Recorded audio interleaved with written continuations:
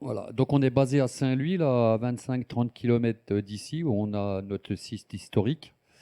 Notre activité R&D, on a tous nos laboratoires. Vous pouvez imaginer qu'en 30 ans, on a accumulé énormément aussi de moyens d'investigation. Et puis la réalité virtuelle, c'est basé à Ilkirch. Hein, voilà.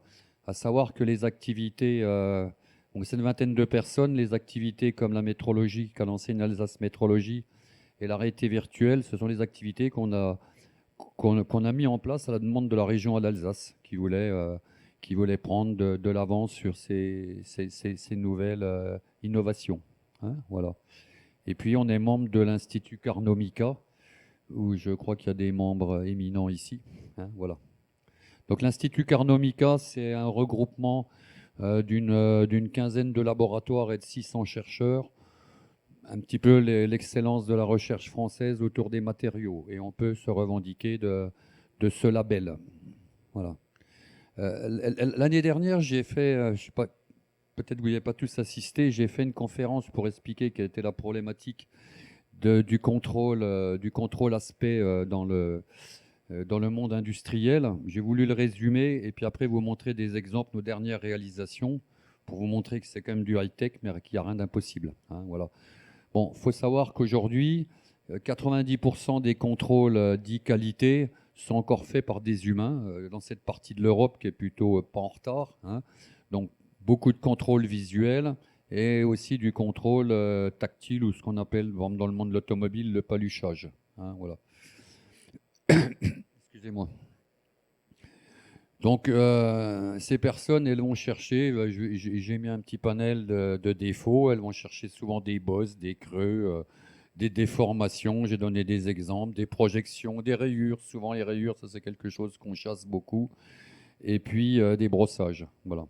Donc, on fait ça sur des matériaux qui peuvent être divers et variés. Hein. Toute l'industrie est concernée par ce problème de contrôle qualité dans, dans cette mondialisation où la compétition est journalière. Hein, voilà. Donc ça peut être aussi bien sur des pièces plastiques, synthétiques, des métaux, des tissus, de l'agroalimentaire. Sur toute pièce, on fait un contrôle qualité et comme je l'ai dit, visuel ou tactile. Par moment, les pièces peuvent être très complexes. On peut avoir des motifs très complexes. Hein, on le voit sur des pièces du monde de luxe ou des arts de la table. J'aime bien l'exemple aussi des blocs moteurs. Sachez qu'un bloc moteur comme ça est contrôlé visuellement en 22 secondes sur les 6 faces. Voilà. Donc vous pouvez imaginer que ça entraîne de la subjectivité. Là on le voit, j'ai montré un exemple, notamment des rayures. Aujourd'hui on fait un contrôle tactilement et puis on essaye de mettre une cote à la largeur et la profondeur de la rayure. Vous pouvez comprendre que ça peut être parfaitement subjectif et empreint de pénibilité. Hein, voilà. Par moment, on va chercher aussi des défauts très très petits qu'on voit quasiment pas à l'œil nu. Ce qui est en haut à gauche, c'est des pièces pour le nucléaire, des petites fissures. Vous les voyez pas à l'œil nu. Par contre, sur un alternateur qui est installé pour 50 ans, il peut avoir une importance non négligeable en termes d'amorce électrique. Hein, voilà. Les environnements, les cadences, vous allez tous dans des usines. Vous pouvez imaginer qu'au sein d'usines automatisées, bruyantes, dans des fonderies, des forges, il y a inévitablement de la pénibilité. Et j'ai mis quelques cadences auxquelles sont confrontés aujourd'hui les humains. Et par là même, quand on automatise les cadences qu'on nous demande. Vous voyez, le bloc moteur, je l'ai dit, là, on a des pièces de forge cylindriques, on est sur 2 secondes de contrôle. Même de l'agroalimentaire, là, j'ai mis des sandwichs chez Sodebo, hein, il en passe 6 à la seconde. On demande à des gens de contrôler qu'il y a bien tous les bouts de pain. Voilà. Excusez-moi, j'étais trop vite. Voilà. Et puis en termes de productivité, aussi on atteint les limites de l'humain. Attendez, excusez-moi, je vais avoir une gagate. Voilà. J'ai pris l'exemple du textile. Ce sont essentiellement des femmes qui font du contrôle de tissus, ce qu'on appelle le visitage. À 5 mètres minutes, elles sont performantes et elles sont expérimentées. Derrière, les lignes de production sont à 25 mètres minutes, ce qui fait que les stratégies de contrôle, on fait plus de visitage, on fait du contrôle tout au cours de la chaîne de fabrication. Certains polos avec la marque du crocodile sont contrôlés 8 fois. D'accord. Certes, ils vous le vendent, en tout cas, c'est un coût tout ça. Voilà. Il y a d'autres freins. Là, j'ai mis des exemples. On peut voir des pièces qui sont très très grandes. On peut imaginer qu'on ne peut pas le faire humain. Les problèmes de température, des problèmes de cadence. J'ai mis l'exemple d'un laminoir à 200 mètres minute. Je vous défie d'aller chercher des taches ou des rayures, hein. D'accord, voilà. Et puis, ce que je viens d'expliquer pour le cas, par exemple, de Lacoste, le monde du luxe, entre autres, et puis des pièces stratégiques, on va travailler dans l'aéronautique ou dans le médical, on va multiplier les contrôles avec un coût certain, pour être sûr de livrer des pièces qui sont quasi parfaites. Voilà, et quoique. Voilà. D'autres problématiques aujourd'hui qui sont bien actuelles, c'est que c'est des métiers quand même qui ne sont pas très attractifs. Donc il y a énormément de turnover, il faut beaucoup de temps pour former des gens. Donc aujourd'hui, tous les industriels ont des problématiques de turnover, voire de recrutement sur ces postes-là. Les nouvelles générations, il n'y a pas d'informatique, il n'y a pas d'électronique, elles ne se battent pas pour occuper ces postes, hein, voilà. Et puis, je pense que vous l'avez compris, dans une chaîne très automatisée du type usine du futur, ce contrôle humain, avec de de résultats, de renseignements de résultats qui est parfaitement humain, est incompatible avec les cadences ou l'attente de l'usine du futur. Voilà. Hop, j'étais trop vite. Voilà. Donc, globalement, sur ces contrôles qualité, on a un problème de qualité et un problème de productivité. Ah, ouais. Voilà. Bon, c'est quoi les paramètres, hein? J'ai fait un slide aussi pour couper court à tous ces marchands de produits tout faits qui vous disent il y a juste à brancher. Non. Monter un projet de contrôle d'aspect automatisé, il y a énormément de paramètres à prendre en compte. Il y a évidemment la défotech, hein, qui est définie par le service qualité, par le client, hein. Il faut tenir compte du matériau et de la nature de la surface. Vous verrez que suivant qu'une surface elle est brute ou elle est très brillante, on ne va pas utiliser les mêmes technologies, on n'aura pas les mêmes résultats, hein, ouais. Vous pouvez imaginer que sur une surface brillante, une rayure, c'est facilement détectable. Sur des surfaces brutes, comme je vais vous montrer, c'est un autre problème. Voilà. Les tolérances de mesure, je vais vous montrer des exemples où on va chercher du demi-micron. Il y a d'autres endroits où on va nous demander du millimètre. Du demi-micron, un humain ne peut pas le faire, hein, voilà. Les problèmes de cinématique qui sont propres à la ligne de fabrication. L'environnement. C'est clair que dans ce métier, on n'aime pas les poussières, on n'aime pas la pollution lumineuse, on n'aime pas les rayons du soleil qui, 1 heure par jour, tapent sur le poste de contrôle et tout ça. Voilà. Les problèmes de cadence, puisque le but, c'est surtout pas de ralentir la productivité, hein. Et puis, évidemment, les problèmes de ROI, on connaît tous comment ils sont financés en automatisant. Voilà. Donc, c'est clair que pour lancer un projet ou une réflexion sur l'automatisation d'un contrôle qualité, il faut aborder à minima tous ces sujets-là et y répondre avant. Voilà. Alors, c'est quoi un capteur optique? C'est une caméra, il y a toujours une caméra qui va prendre les images, et avec des systèmes optiques, vous verrez, il y a 2 écoles, je vais vous les présenter sur le slide suivant. Donc, ils vont permettre de générer des images.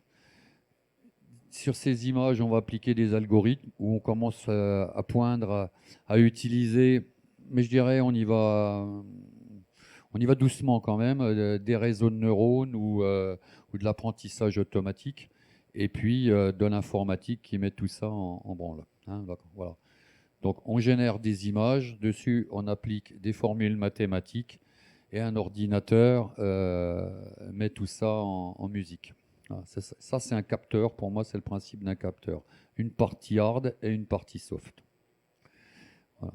Donc je disais, il y a 2 grandes méthodes, hein, dans l'optique. La première, c'est utiliser de la lumière. On envoie de la lumière par réflexion ou par transmission dans un matériau. Et la façon dont la lumière est transmise ou est réfléchie nous donne beaucoup d'indications sur la surface. Voilà.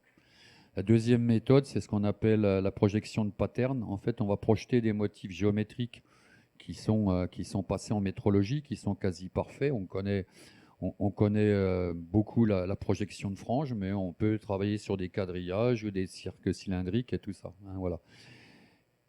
Donc on projette ces patterns sur la surface et on regarde l'image sur la surface. Et ça nous révèle énormément de choses, aussi bien sur le dimensionnel de la pièce que sur le contrôle d'aspect. Sur l'image qui est en bas, on voit c'est un capot de voiture. On voit on peut imaginer reconstituer la forme du capot, mais on voit apparaître clairement des défauts. Hein, voilà. Donc ça, c'est les deux grandes écoles. Et suivant les cas, suivant la problématique industrielle, on va utiliser l'un ou l'autre, ou tous les deux. Voilà. Après, en termes de processus, hein, souvent on va travailler sur des processus qui sont linéaires, donc on va enregistrer le déplacement de pièces. Enfin, au moment du déplacement des pièces, on va enregistrer la surface. Ça peut être des problématiques de rotation, ou c'est des pièces qui sont embarquées sur des robots, hein, ou tout simplement stationnaires. Soyons clairs, on préfère quand même que le système optique soit fixe et que les pièces soient en mouvement. Déjà pour des problématiques de référentiel et de calibration optique. Et on est sur du matériel quand même qui peut être très très sensible. Vous imaginez quand on va chercher du micron, il faut quand même qu'il y ait une stabilité mécanique. Voilà.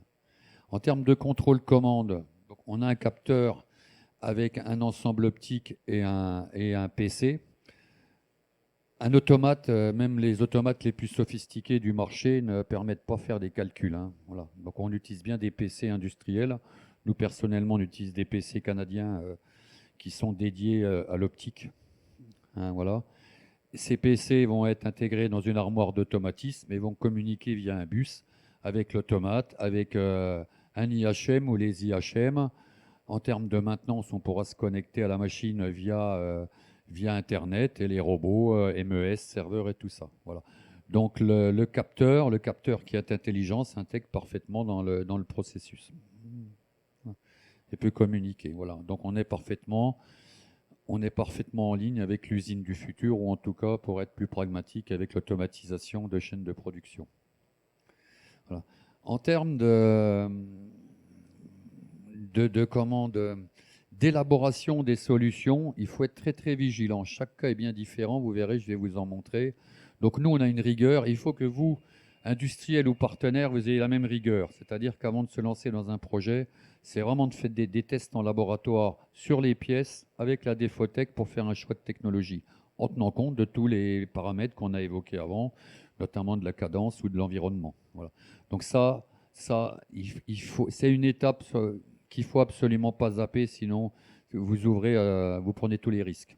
Et ça, c'est en tout cas, nous, Holo 3, c'est une rigueur et une exigence qu'on a. On préfère dire non que d'intuiter. Je n'ai pas trop de temps là, mais j'ai énormément d'exemples où on s'est dit, oh, il n'y a pas de souci, les doigts dans le nez. Et puis après, dans la réalité, vous avez un Velux qui vous emmerde, vous avez des problèmes de vibration, et ça remet en cause votre solution. Voilà. Bon. En tout cas, nous, Holo 3, par notre expérience, notre histoire, on est capable dans nos laboratoires de mettre en œuvre toutes les technologies optiques développées à ce jour et de confronter vos pièces à ces technologies. Et puis à savoir qu'on a même un robot où on peut faire des essais au plus près du process industriel. Voilà. En termes d'avantages donc, du contrôle d'aspect automatisé, il n'y a évidemment plus de subjectivité. Hein. Pensez à la rayure. On passe le doigt puis on dit est-ce qu'elle fait moins de 0,2 ou plus de 0,2. Là, il n'y a plus de subjectivité du tout. La pénibilité, on peut être au milieu d'une fonderie, au milieu d'une salle blanche, ça ne change rien. Les précisions, hein, je vais vous montrer un exemple là pour Essilor. On travaille au demi-micron. Je vous défie d'aller chercher du demi-micron hein, à l'œil. Hein, voilà. Tout ce qui est vitesse et quantité de contrôle, on peut en faire beaucoup plus qu'un humain. Tout ce qui est contrôle, les contrôles sont non destructifs, sans contact. On n'a pas à les manipuler. Tout ce qui est répétitivité, si la machine est bien faite, on aura une répétitivité des essais, donc une continuité dans le temps.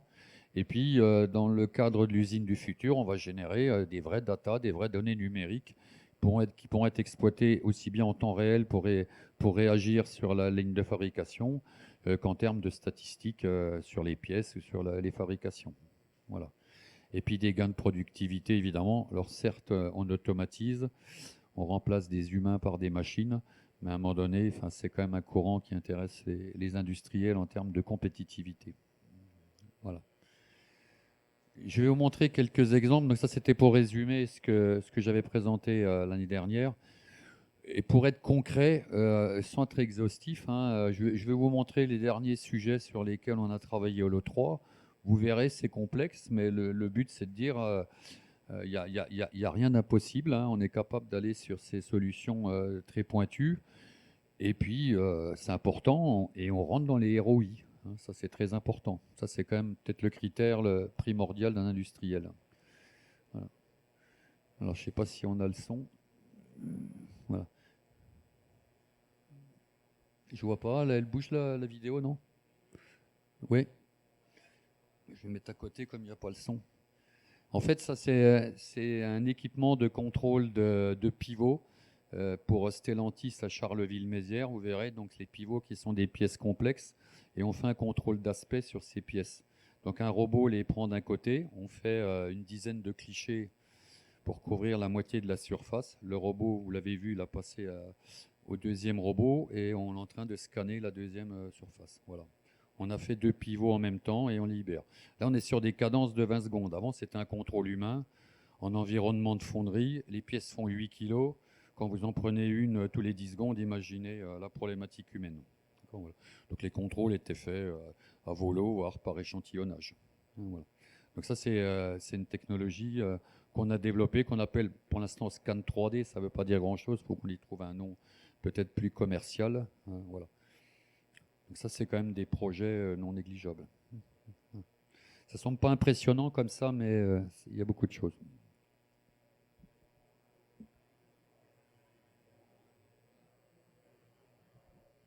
Voilà, là, vous avez un 3D de la pièce. Donc sur ce sujet-là, on nous a demandé de faire du contrôle d'aspect, mais on fait clairement une reconstitution 3D de la pièce et on fait une comparaison par rapport à la liasse CAO, donc ce qui nous permettrait aussi de faire du dimensionnel, même relativement précis.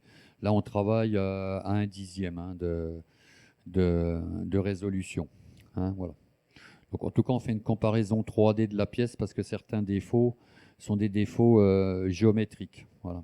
D'autres défauts purement d'aspect, on a un signal spécifique qu'on sait détecter. Voilà. Donc ça, c'est quand même, sachez-le, c'est quand même assez innovant. D'ailleurs, Stellantis, avec les différents partenaires, Equans et Foritech, qui sont là, a été récompensé hier. Donc c'est terriblement nouveau. Voilà. Et ça ouvre un champ assez énorme de contrôle sur des pièces de forme complexe.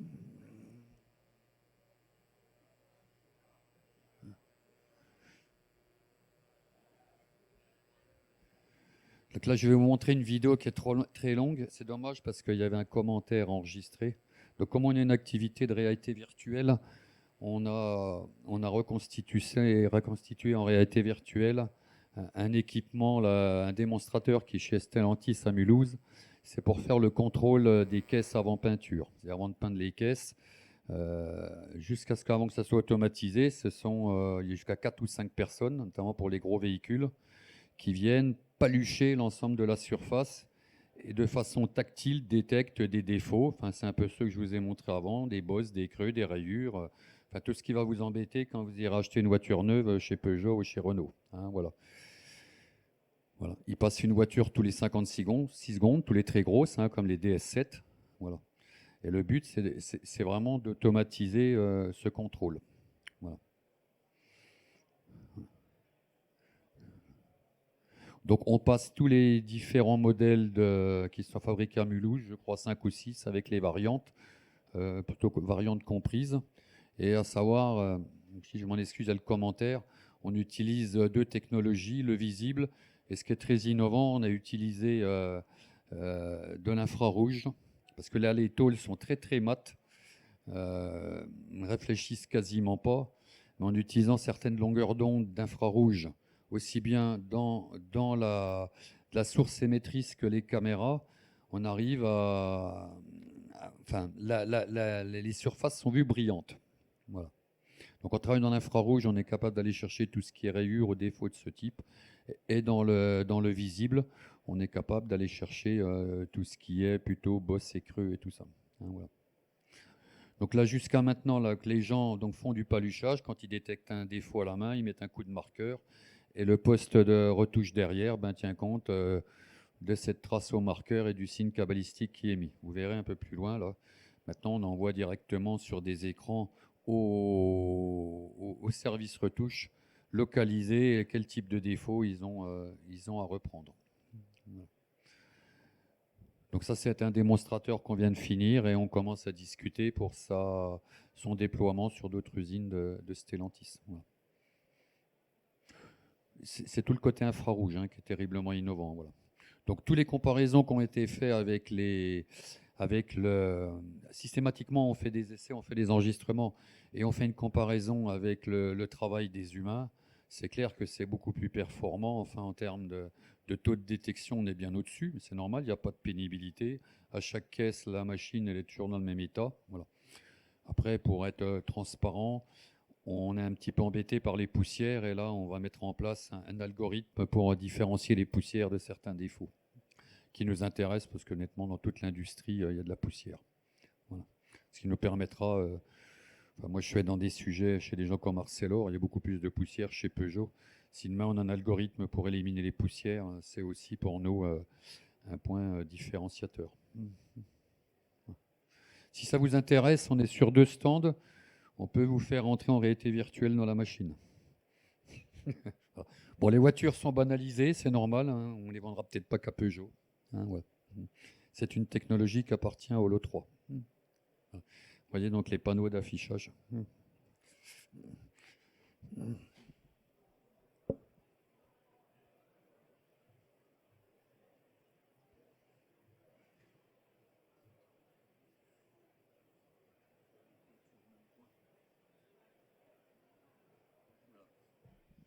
Voilà un résumé un petit peu de la capacité. Vous voyez là, à chaque slide, je vous ai mis les capacités informatiques.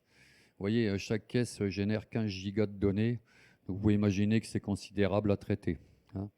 Est-ce que dans notre métier, on a 2 temps? Il y a le temps d'acquisition, de fabrication des images et il y a le temps de traitement. Là, il faut, quand la caisse elle sort du tunnel, qu'on ait fini le traitement sur des... Voilà. On a, je crois, de l'ordre de 8 ou 9 PC pour gérer l'ensemble de la caisse. Voilà.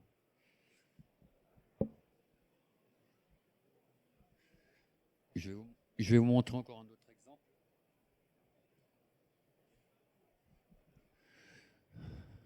Donc là, c'est assez rapide, c'est de la profilométrie, toujours en forge chez Stellantis. L'automobile est quand même une industrie qui a la capacité d'investir dans ces innovations. Après, l'automobile avec l'aéronautique, c'est vraiment les industries qui veulent vraiment les dernières innovations. Voilà. Donc là, on contrôle des fusées. Vous l'avez vu passer rapidement, je vais vous relancer. Il passe une fusée tous les secondes 9. Donc je vais vous passer un slide, on est sur de la profilométrie classique, à part qu'il a fallu tout accélérer. Une seconde 9, vous l'avez vu, il faut remonter la pièce, il faut la faire tourner et la reposer. C'est-à-dire que nous, on fait l'acquisition, le temps de la rotation, on doit être sur 0,3 secondes, et on fait le temps de traitement 0,1 seconde. C'est ça les challenges. Voilà. Là, actuellement, on travaille avec nos amis de ForHightech sur le sujet des moyeux. C'est 3 secondes pour contrôler un moyeu.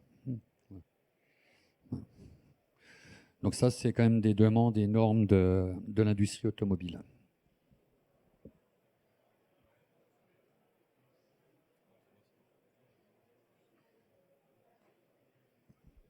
Voilà une image de la surface comme ça ressort et sur lequel on vient faire un traitement. Vous voyez, par exemple, là, on a un défaut. Là, on fait du contrôle d'aspect. En fait, la problématique, c'est que les pièces arrivent en vrac dans des caisses et les chocs génèrent ce type de défauts qui peuvent poser problème après usinage. Si le défaut est trop important après usinage, il est toujours présent.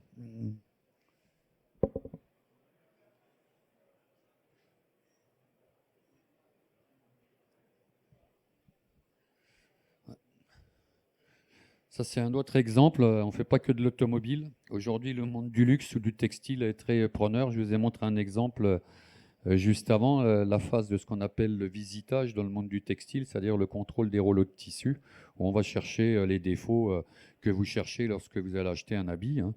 Voilà. Donc ces contrôles sont faits de façon humaine. Il n'y a aucune traçabilité. Voilà. Donc là, on a réalisé une machine qui est en service du côté d'Angers pour l'Institut français du textile et de l'habillement, technologie qui devrait se déployer dans les années qui viennent. Le monde du textile n'est pas très automatisé, donc est très demandeur. Voilà. Donc là, on est sur 10 mètres minutes. Voilà. Un humain ne peut pas le faire. Donc on détecte toutes les anomalies sur le tissu. On travaille par réflexion de lumière et par transmission à travers le matériau. Et puis, on réalise une cartographie de toutes ces anomalies avec un système d'échange avec le client ou les services qualité pour sélectionner les anomalies retenues ou pas. D'accord, voilà. On génère une cartographie, un fichier CSV, c'est-à-dire que chaque anomalie a une position XY sur le rouleau de tissu et un impact. Une tâche peut être plus ou moins grosse, et ça, c'est exploité directement dans les tables de découpe automatique qu'on trouve dans le textile. Hein, les tables qui correspondent au placement. Enfin, déjà, quand ils font le placement avant découpe des éléments de vêtements, ils tiennent compte maintenant des impacts sur le tissu, sur le calcul du placement et donc de la découpe après. Ça, avant, ça se faisait à la mano. Là, dans les usines, les gens font du visitage. Quand ils voient une anomalie, ils la détectent, ils mettent une petite gommette, ils collent. Donc, ce que je vous ai montré, chez Lacoste, ils ne le font plus. Ça prend trop de temps. Il faudrait une usine quasiment pour contrôler les rouleaux de tissu. Ils préfèrent faire du contrôle tout au cours de la fabrication, ce qui a un coût énorme. Enfin, c'est difficile à automatiser. Voilà une autre problématique qui est assez pertinente. Après, on peut aller plus loin que sur du tissu avec ce genre de technologie.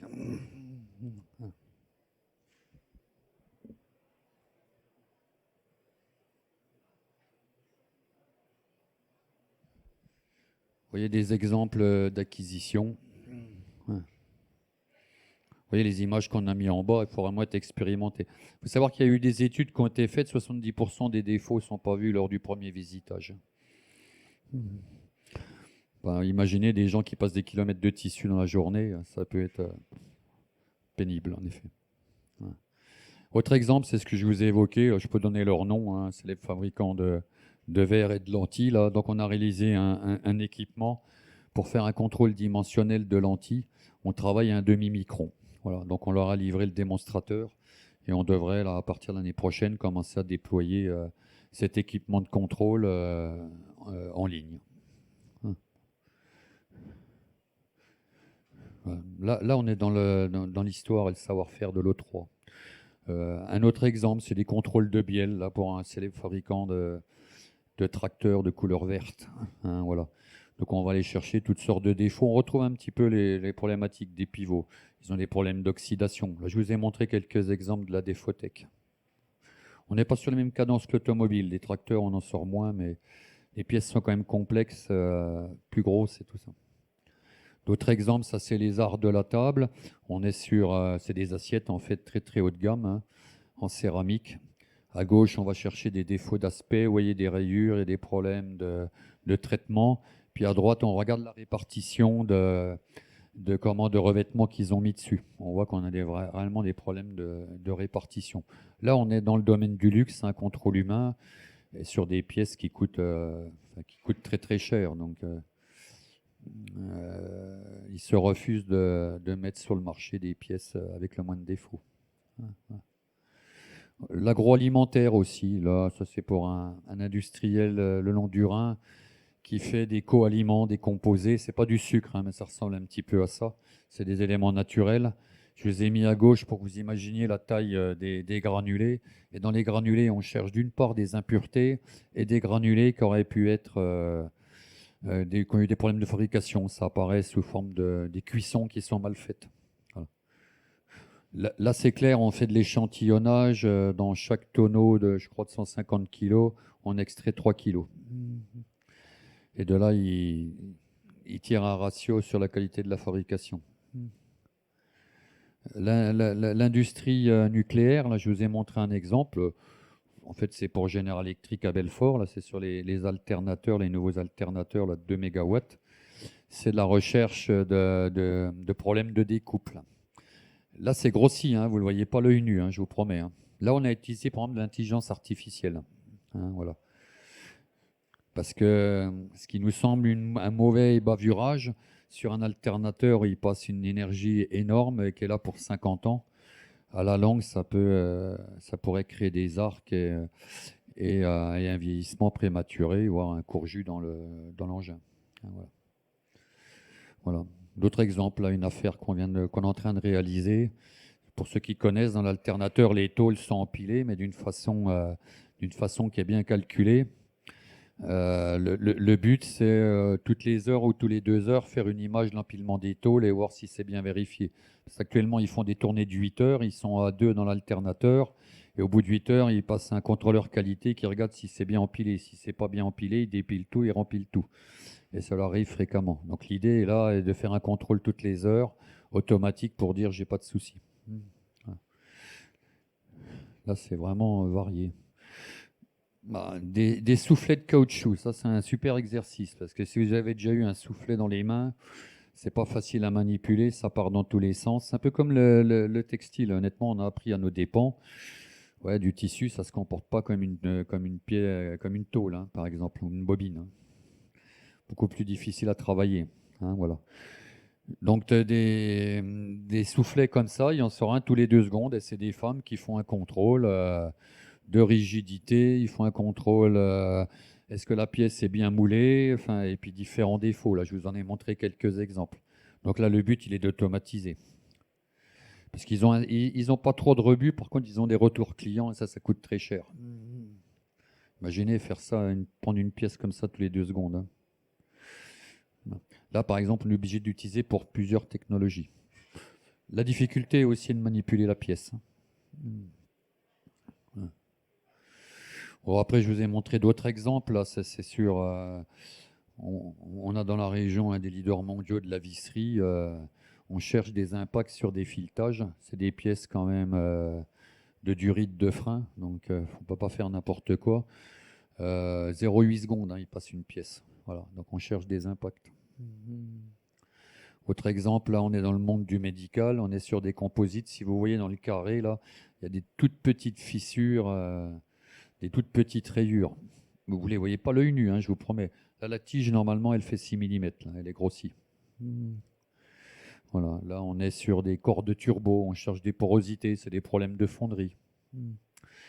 D'autres exemples, là, ça, c'est des moyens d'isolation. On détecte des rayures. Là, on est sur des cadences assez rapides. Voilà.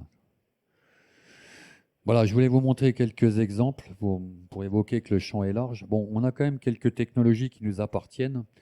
La technologie AVICI, par exemple, traditionnellement, on utilise des moyens du commerce, des sources d'éclairage, des projecteurs et des caméras.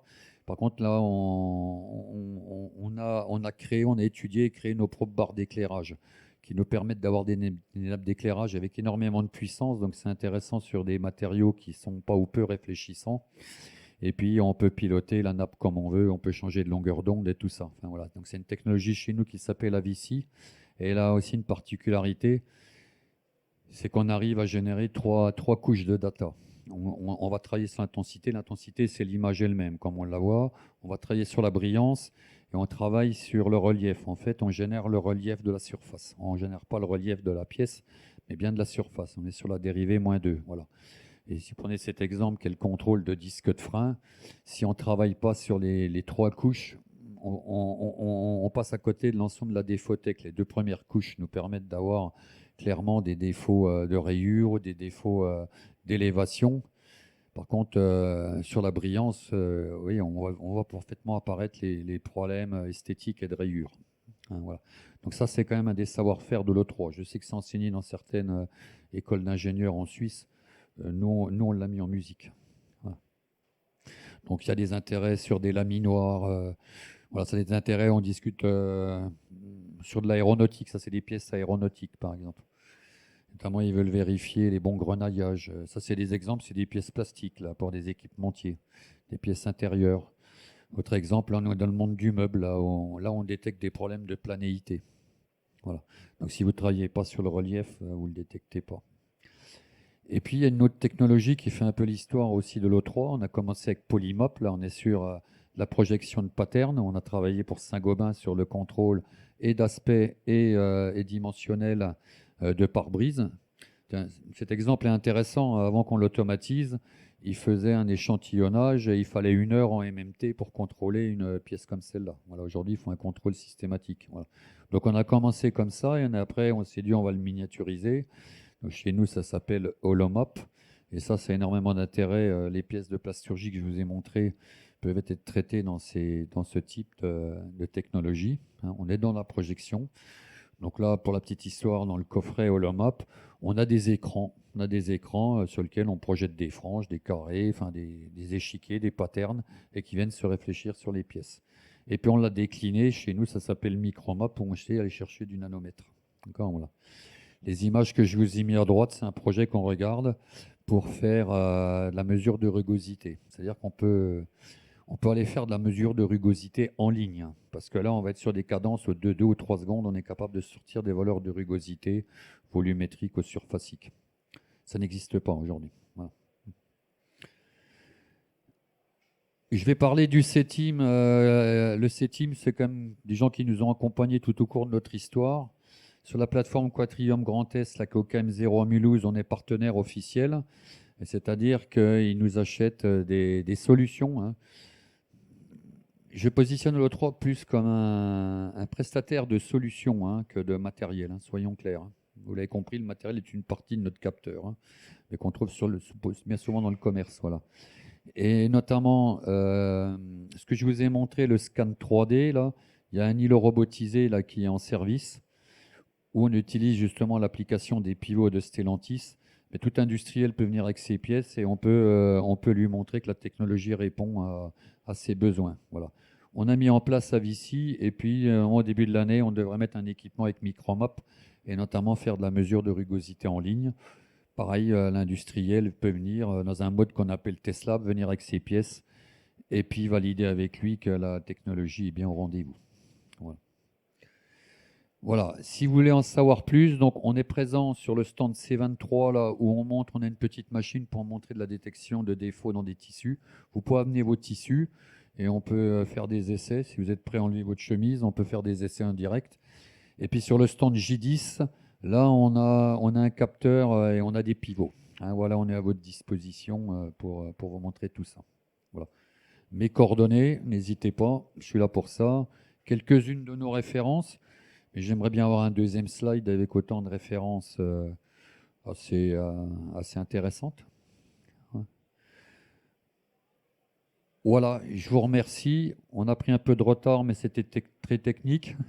Mais je suis à votre disposition si vous avez des questions. Sinon, vous avez mes coordonnées, n'hésitez pas. Vous avez des questions? Non? Non? T'as une question?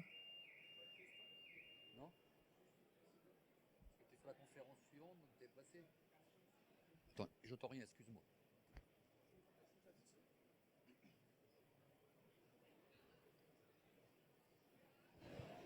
Ça marche? Oui, ça marche. Oui, Thierry, juste pour sur les applications pour des produits à plat, par exemple des tôles et des choses comme ça, ou même de l'ameublement hein, sur des produits au défilé, quelle est la vitesse en termes, on parlait de 10 mètres minutes pour le textile, mais là, dans ces cas-là, On est à 10 mètres minutes. Ouais. Le textile, on est à 10 mètres minutes. Par contre, on cherche des défauts de 0,1. Ouais. Parce que en fait, la machine est installée chez des sous-traitants, des grandes maisons de couture parisiennes. Donc les tissus sont des tissus du luxe, avec des clients qui ont la même exigence. D'accord. Par contre, j'ai cité d'autres fabricants plus connus. On peut dire Lacoste ou des petits bateaux. On n'est pas dans le luxe, on est dans le haut de gamme, ils ont la moindre exigence. Donc, je veux dire, avec le même système, on peut passer à 20 ou 25 mètres minutes. D'accord. Après, accélérer, c'est aussi en mettant des machines... accélérer, c'est... Bon, les algorithmes, on les a optimisés, mais c'est souvent en travaillant sur les PC. Hein. Bon, pour l'histoire, on discute pas mal avec des gens comme Atos qui ont des solutions, d'accord. Qui Atos demain pourrait nous amener peut-être des machines beaucoup plus performantes, des cartes graphiques, des choses comme ça. Mais la limite, maintenant, c'est du travail de fabricant d'informatique, c'est pas à nous. C'est à nous de piocher sur le marché, voilà. Donc ça, sur le textile, c'est pas bloquant. Hein. Mais on a 10 mètres minutes parce qu'il y avait une exigence de 0,1. Voilà. Alors après, donc ça tu l'as compris, plus on va aller vite, plus il faudra peut-être jouer sur la précision ou aller sur de l'informatique plus puissante. Mais ça, c'est toujours la même équation avec le ROI et tout ça. Enfin, il y a un coût de tout ça. Hein. Faut pas être dupe. C'est une équation qui doit être satisfaisante pour l'industriel au final. Voilà. Par contre, avec Avici, on avait fait des essais avec Constellium sur de l'aluminium alimentaire. C'est l'aluminium pour faire les canettes et ils cherchent des taches. En fait, il n'y a pas de problème, mais vous achetez une canette Coca, il y a une tache dedans, vous leur faites un procès. Voilà, c'est ça leur problème. Voilà. Donc là, on cherche pas un dixième. À 200 mètres minutes, on tenait la route. D'accord. Okay. Hein, voilà. Ah ouais. On a fait des essais avec Arcelor aussi, voilà. Ah, on a du Larsen. Hein, ouais. Voilà, ça répond à ta question. Hein, voilà.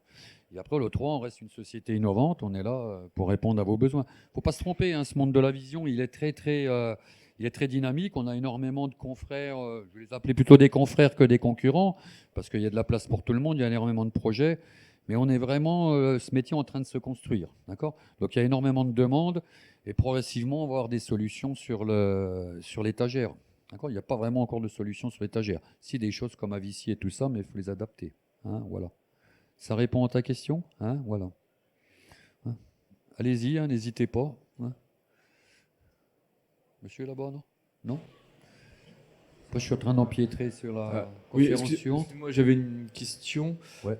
Par rapport à l'exemple que vous aviez montré là avec le scan de la pièce 3D, Ouais. le temps d'industrialisation de la solution entre la fourniture du modèle, les pièces. Aujourd'hui, c'est le fabricant de robots qui attend un an dessus, qui va plutôt vous bloquer. Oui, parce qu'il y a pas mal de délais sur les robots. Soyons clairs, ouais. Ouais. Après, là, on était dans l'innovation. En fait, il y a eu un contrat collaboratif qui a été monté qui s'appelait TRAC, avec différents cas d'usage. Il y a eu le cas de la peinture, je vous ai montré le cas des pivots et puis d'autres, avec différents partenaires, notamment For High-Tech, Stellantis et des intégrateurs. Hein, voilà. Là, le temps d'industrialisation, ça a été une bonne année, mais il y a eu tout un travail de recherche et de mise au point. Aujourd'hui, s'il faudrait le faire, je dirais, à mon avis, aujourd'hui, les problèmes qu'on a, c'est plus des problèmes de crise des composants, hein, soyons clairs. Hein. Enfin, voilà. Faut savoir qu'avant, allez, il y a encore 2 ans, une caméra, vous l'aviez sous 3 semaines, des caméras qui viennent du Canada. Hein. Maintenant, c'est 6 à 8 mois. Hein. On vous dit 6 à 8 mois, hein, on n'est pas précis. Je ne sais pas si vous le savez, une carte automate, c'est 1 an maintenant. Hein. Enfin, si vous êtes dedans, vous devez le savoir. Hein. Les problématiques qu'on a, ils sont plus aujourd'hui. Sauf ce qui est made in Japan. Tout ce qui vient du Japon, on l'a en temps et en heure. C'est comme ça. Voilà.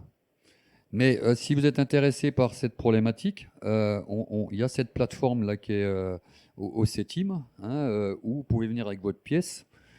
Donc on est dans la même configuration que chez Stellantis, avec un robot et un capteur.